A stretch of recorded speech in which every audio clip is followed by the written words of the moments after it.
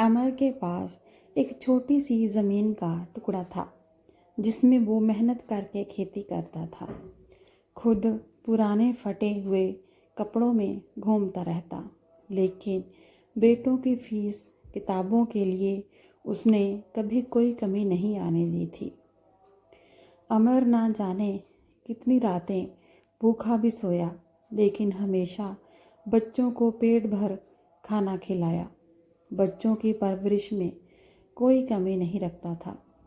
जब वह गर्मियों की तपती दोपहर में खेतों में पसीना बहाता तो बस यह सोचकर खुश हो जाता कि एक दिन उसकी मेहनत और त्याग रंग लाएंगे।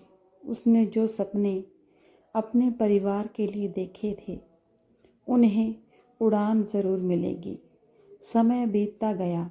रवि और अमन अपनी कॉलेज की पढ़ाई करने शहर चले गए।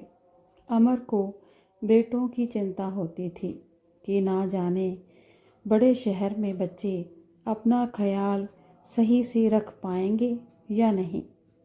शहर की चकाचौंध में रवि और अमन इतना डूब गए थे कि उन्हें गांव की वो सादा जिंदगी और पिता का किया हुआ त्याग छोटा लगने लगा था।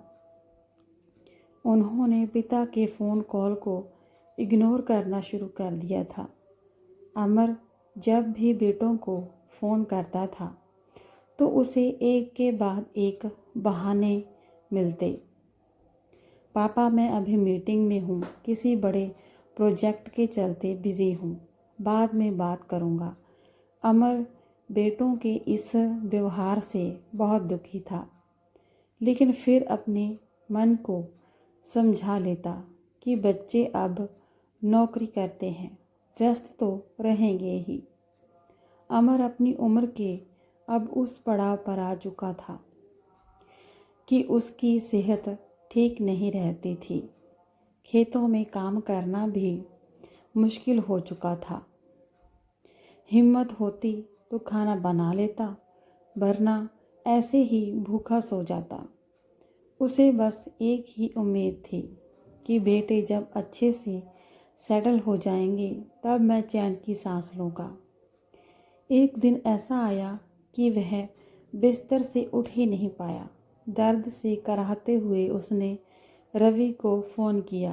बेटा रवि, मेरी तबीयत बहुत ही ख़राब है, तुम एक दिन की छुट्टी लेकर गांव आ जाओ।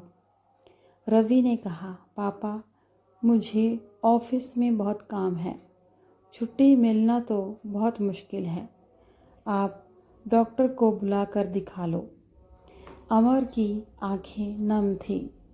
उसने एक उम्मीद के साथ अमन को फ़ोन लगाया, लेकिन अमन ने भी कहा, पापा, मैं बिज़नेस ट्रिप पर शहर से बाहर आया हुआ हूँ, अभी नहीं आ सकता।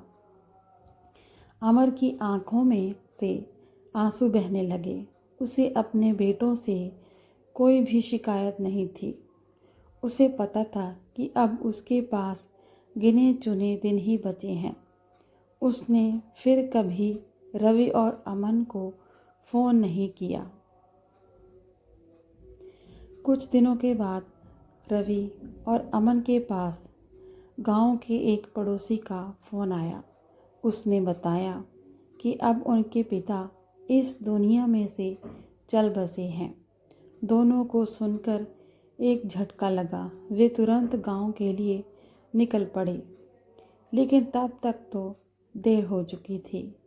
पिता का अंतिम संस्कार हो चुका था। पड़ोसियों ने बताया कि तुम्हारे पिता आखिरी समय तक तुम्हें याद करते हुए बोलते रहे कि मेरे बेटे इतना समय तो निकाल कर आ जाएंगे कि वो मुझे कंधा दे सकें। लेकिन अफसोस, उनकी आखिरी इच्छा भी पूरी नहीं हो सकी। ये सब सुनकर रवि और अमन फूट फूट कर रोने लगे। घर के एक कोने में रखी अमर की पुरानी चप्पल और फटे हुए कपड़े और धूल में सना हुआ कमरा रवि और अमन को एहसास दिला रहा था कि उनकी हर खुशी के लिए उनके पिता ने अपनी ज़िंदगी का हर सुख त्याग दिया था। जहां उनके पिता आखिरी सांस ले रहे थे, उस जगह बैठकर दोनों को अपनी गलती का एहसास हुआ कि उन्होंने अपने पिता के त्याग की कीमत कभी नहीं समझी। रवि और अमन आंखों से झरझर आंसू बह रहे थे। उन्होंने समझा कि उनके पिता का किया हुआ हर त्याग सिर्फ उनके लिए ही था और उस त्याग की कदर करना वो भूल गए थे। उन्होंने महसूस किया कि उन्होंने सब कुछ पाते हुए भी सब खो दिया। ये कहानी सिर्फ अमर की नहीं, हर उस पिता की है जो अपने बच्चों के लिए अपनी ज़िंदगी का हर सुख चैन त्याग देते हैं। पिता का त्याग अनमोल होता है और हमें उस त्याग की समय रहते कदर कर लेनी चाहिए।